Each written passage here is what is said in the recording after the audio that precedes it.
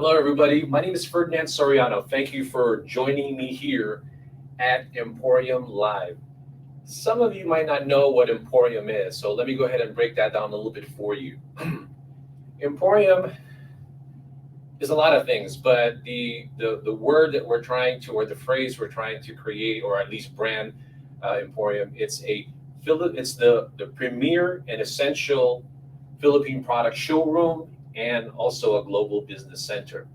And basically, you take that concept and turn it live. And basically, what we're trying to do is we're trying to show everyone. I mean, because the Philippine, Emporium is a physical showroom. We also want to turn it into a virtual showroom where we're always trying to create awareness for Philippine products in the U.S. And the important thing for us to do, our job really with Emporium, is to invite buyers, wholesale entrepreneurs, to create awareness for the product to actually go into this physical place. That's where you are right now. I have the background of Emporium. We're part of it. So right now we're showing products from a company called Sikaya over here, and Sikaya Natural Food. What they do is they make and manufacture a lot of interesting products from the Philippines in terms of raw ingredients. They have calamansi extract powder, green banana flour, coconut flour, ube juice extract powder, which a lot of people, probably a lot of people are interested in knowing what that is at the moment, or rather getting that at a good source. And they also have plain coconut chips, muscovado powder, pandan, and also the landan. And this is just a partial of what Emporium is about.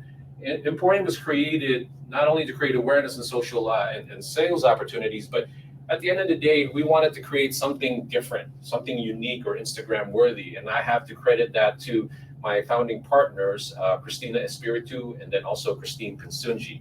Their job is to be the creative part. I'm just all about talking. At the end of the day, my job is to just create more opportunities in handling the sourcing, the shipping part of it, and really manage that for a lot of Philippine manufacturers. But today, I'm not going to talk about what Emporium is. I just want to give you a background, because for you who may not have heard of Emporium, which was launched about a month ago, a little bit over a month ago, we're getting a lot of inquiries from Philippine manufacturers, right?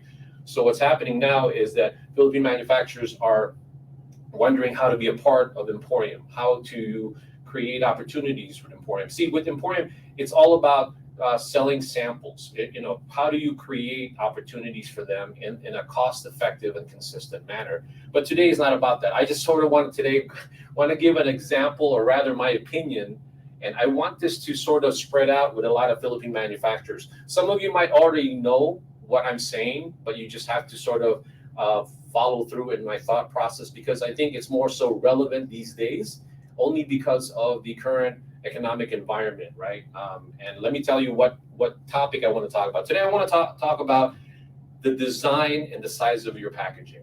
The reason why I sort of get into that is because right now there's a lot of different things going on in terms of the costing and bringing the products over here. But let me go ahead and talk about that phrase, and this is a good intro for what I'm trying to achieve here in terms of the message that I want to bring across to a lot of Philippine manufacturers, right? There's I guess it was a phrase that was coined by a gentleman by the name of Aesop. He was an ancient Greek storyteller, and again, his name is Aesop, and he said that good things come in small packages. And you could go ahead and interpret that in any way, but in my world, the way I want to go ahead and relate to that is that right now, it's so important to figure out how to effectively bring Philippine products into the U.S. market and cost effectively, right? Okay, so let me go ahead and give you an example, and let me start with that. This product right here, it's not a Philippine product. It's vitamins, iron vegan gummies. But I wanted to just sort of make a point with what I'm trying to show with Philippine manufacturers, is that I got this from an event that we attended called the Natural Product Expo. And there, everybody was selling their samples, right? So they're trying to get everybody to try it. At the end of the day, all they were trying to achieve is how do you get people to try the product? Because you can only do so much with social media, videos, and things of that nature, right? At the end, as they say, the proof is in the pudding. You got to taste that thing, right? But at the end of the day, also, how do you make it cost effective? Okay, because the first topic that I want to talk about is shipping. As you know, it doesn't take much to really realize. I mean, especially in maybe maybe a couple of months ago, more so, even the latter part of last year, everybody was talking about how in where I am at in my market, Port of LA, Port of Long Beach, there's so much congestion, right? And now from that, a lot of things have skyrocketed in terms of price. I'm not going to get into the details of all of that, but I just want to make a point. See, to me, if you don't have a choice, obviously, to bring your product in, and we're all assuming that you want to go ahead and bring the product here and you're committed because you see US as an amazing market for your product and you really believe in your product, then you have to still deal with the fact that shipping costs is astronomical, right? So if you're still interested in doing that, well, how do you make it so how do you bring the products in without costing you an arm and leg and maybe another leg? Because at the end of the day, you're just trying to get the products here so people can taste it, especially if you don't have technically any buyers yet and you're just starting out, right? So I'm always thinking about how do we bring that here? So to me, the answer has always been in my mind, well, sample products or small products like this, okay? Because if you try to bring a big product like this immediately in the beginning, what's going to happen is obviously it's going to take up a lot of room, right? And then you give this as a sample, and sometimes, honestly, some people may not even like it or whatever. So to me, the size in terms of lighter shipping, that's the reason why I'm encouraging a lot of Philippine manufacturers to go ahead and have some sort of an export-ready product or sample size. This is nothing new, but I'm just reiterating to you guys that that's the most important things to be able to do is to create some an export-ready product such as this. So to me, it's light, right? So if you have 20 people that you want to give it to, you can get 20 of this in terms of possibly the size and the weight, right? It's the same. Now you get 20 people. And obviously, because you don't want to give this and share with other people because that other aspect of, that virus called COVID is still around, obviously. So you don't want to be sharing food. And obviously, so from a health purpose, to me, that's actually good to try to do it this way. And I tell this to all of my Philippine manufacturers, every time I do a consultation, it's just more than anything, they might know already about it, but I'm just totally emphasizing it because of that. So the beauty of doing sample shipping, or rather sample products like this, again, it's for lighter shipping, right? Again, and then the fact that I already mentioned to you that a lot more people can try the product as opposed to that one only, right? So the important thing is to consider the fact that your mindset is for people to try have as many people try the product. And then if you're going to pay that money anyway to get the product in, you might as well get a lot of people to try the product and experience it at the end of the day, because that's what EmPhorium is all about, creating that tasting experience, or if it's food, obviously, but people need to try the product before they'll buy it. And that's the challenge of when you're exporting a product from another country, of course, and a lot of times that's the biggest part of the expense of doing that. But again, I don't say that to be a negative. I say that because you should be excited, because U.S. market is amazing as far as whatever products that you're trying to sell or expand in that capacity or in that market. Now, I already talked about the more units of products for people to experience, save money on shipping. Definitely save money on shipping. Those are the points. And then reduce the risk of consumers getting products and not helping. See, the part that I don't like sometimes is that that I gave away these samples, and sometimes people will like it and they give me a feedback, but I find that the Philippine manufacturer have to realize that with this, there's no risk. It's just a simple product. But sometimes people take samples and they're big size products like these again, and you never get any feedback. You never get any sort of understanding if they liked it, what they think about it, and it's just one person. I don't know if that makes sense. All I'm saying is that I want as much feedback, because if our job, if EmPhorium's job is to go ahead and create awareness and create data and create selling opportunities, you definitely have to do the numbers game, so to speak, and get as many people to try it, because not everybody's going to like the product. So to me, that's the only way that you're going to be able to create that awareness, is to have as many products as possible, maybe in the size of something like this. Okay, so to me, again, going back to that, These are other products that I saw. This one is a women's care gummy probiotics, and they put it in these great packaging little carts. So imagine, as one of our jobs in EmPhorium, if we had like 20 of these and we're just passing them out, at the end of the day, you'll get somebody to like it. And then, but our focus is not necessarily just on the consumer. Where our EmPhorium's purpose is to create awareness with also the corporate buyers, the wholesalers, and things of that nature. So our market is vast, but I'm still a big fan of having products like this, as opposed to having products as a sample, labeled as a sample of the size for this. Obviously, all of this is just about food, right? But it applies with clothing also. People want to try it and see the material and things of that nature, but that's another topic itself. So with that being said, I'm probably going to stop there, because at the end, all I'm trying to do at this point is make you be aware of some of the products that are currently in EmPhorium right now. Let me go ahead and continue and go back to that. Right now, just wanted to tell you that one of the products that we're going to be featuring this Saturday, an event in the San Fernando Valley, is a product called Lemoncito. This one is it's a calamansi. It's a Philippine lemon, just for those people who might not know what a calamansi is. It's a juice concentrate, and also it has honey. It has different types of variation.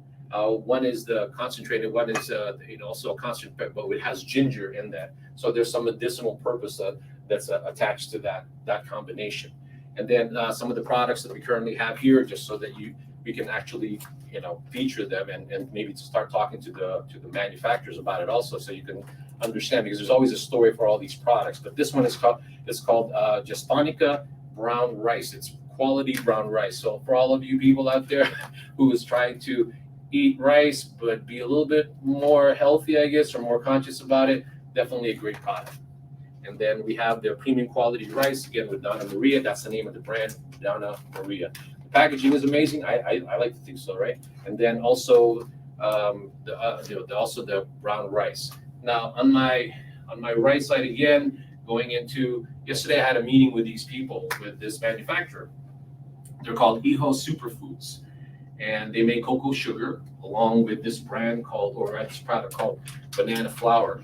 So a lot of you may not be familiar with banana flour, but obviously it has a lot of different purpose and alternatives and why people use it. Again, I'll just read it off the label. It's healthy multi-purpose flour. It's organic. It's 100% gluten-free, non-GMO, pesticide-free, as well as vegan, which a lot of people in the U.S. are very much so looking for that in terms of the type of products like this. Again, it's a great alternative for the regular wheat flour. Again, that's just my opinion, of course. But we have the cocoa sugar. Again, like I told you, that's what's so amazing about that, is if you don't want, if you have issues with diabetes, that's a great product to use as an alternative for if you want something sweet in coffee or whatever it is that you make, you use sugar in. That's actually very helpful. Now, the other products that we have with EmPhorium, at least in this section of it, in the kitchen section, is MCT oil, which stands for medium chain triglyceride. Again, it's 100% coconut. It's from a company called Chemres. And then I don't think you can see it there, but I already showed you brown rice puffs. Okay. And then what else are we missing the thing that I really want to emphasize too is really the ingredients, because a lot of people are looking for the ube juice extract powder or ube powder period for a lot of the baking. Each one has their own, use in terms of, what's the word I'm looking for? The application. It could be for a drink, it could be for something for baking. But at the end of the day, Sakaya Natural Foods is probably one of the few that actually is very focused on the quality of the type of product that it offers. So I want you to kind of research that. Again, some of the products, let me reiterate, so just in case you guys are in front of a computer and you're looking at it and you want to research it now. One is called Sakaya Natural Fruit, and then the other one is EHO, HIJO, Superfoods, banana flour, and then Chemres, CHEMREZ, and then also Donna Maria, the rice, the brown rice and the white rice, and then a company or a product that we're featuring this Saturday's event. It's called Lemoncito. And again, it has two variants right now. One is the juice concentrate with added sugar and honey, and then the other one, it actually has ginger and then the Donna Maria brown rice puffs. And that's also, I don't know if you can see it, but it's also ChemRest. It's coconut cooking oil. Anyway, with that being said, let me check to see if anybody was actually watching us, which I think they were. So for those watching us, I do appreciate your time. I really think that you made a good investment to give me at least 15 minutes of your time. We're probably going to be doing a lot more of these segments because we're sort of experimenting with different types of promoting these products. Remember, for those who may not know, EmPhorium, again, it's spelled EmPhorium, and that's there's a big shout out to, so to speak, the PH. That's why if you look at our logo, it's got a big PH on it. So again, for those who just tuned in and they want to know what the heck is EmPhorium, EmPhorium is a premier and essential Philippine product showroom based in the U.S. That's an important thing. It's based in the U.S. in California, Southern California, Los Angeles. Let's go ahead and keep doing subheadings on that. And it's a global business center. And the global business center means is that with EmPhorium, our goal is not to show just the products. At the end of the day, we're trying to create a brand that's going to be iconic to having a place for a lot of Philippine products if they want to be here and send the samples and provide their products here for display, so that we can invite people who have the ability to buy these products, like wholesalers, online retailers, and who else? Basically mom and pop stores that are looking for a direct source of products. But again, that's not the only thing we do here at EmPhorium. What we do is also create events for these products. And we also do a lot of empowering. And what I mean by empowering is we try to put on webinars. And the next webinar, as a matter of fact, for any of the Philippine manufacturers that are interested in attending, the next event is going to be taught by Olive Enriquez of Luna Design International. She has been in the business for a long time. And I don't mean to sound like she's old or something, but she's been in the business for a long time. She's worked with the Department of Trade in the Philippines, and she's going to talk about packaging and design. So I sort of gave you a preview of what that's in store. We're probably going to talk a little bit about the packaging and how important it is in terms of the design, how it's going to be compliant with FDA, but also maybe the size and talking a little bit about that. But again, like I said, EmPhorium is about education. It's about creating the opportunities and also collaboration with the community. And every show and every segment that we're going to do, we're really going to start doing a lot more of that. So stay tuned for live selling. Stay tuned for interviews from the companies that are going to be a part of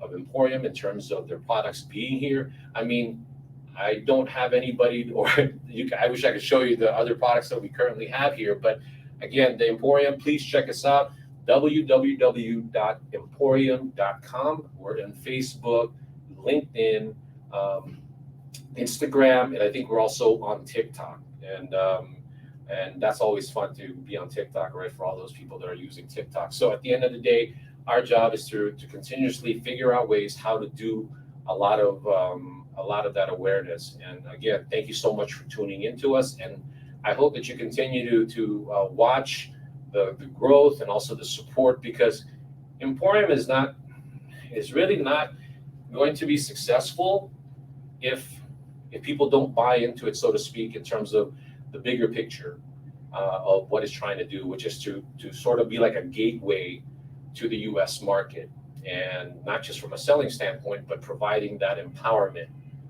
Because what's important is, just like I've always told everybody, that I look at exporting as like when my dad first came here in early 70s. Gosh, I'm dating myself.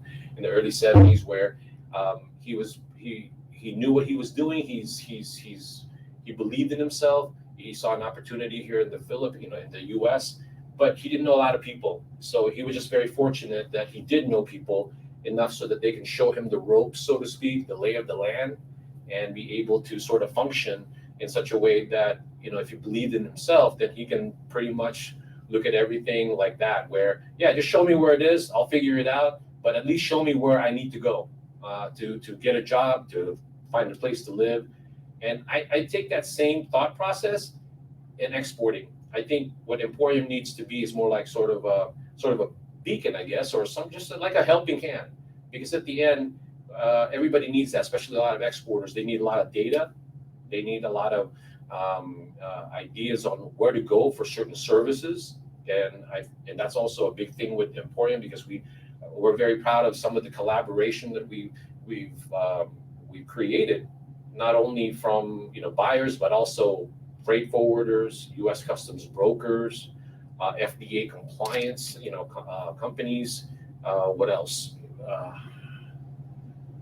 I'm having a moment. I can't figure out the rest, but those are the things that I find that helps create opportunities. It's not just finding a buyer, but how do you get the products here?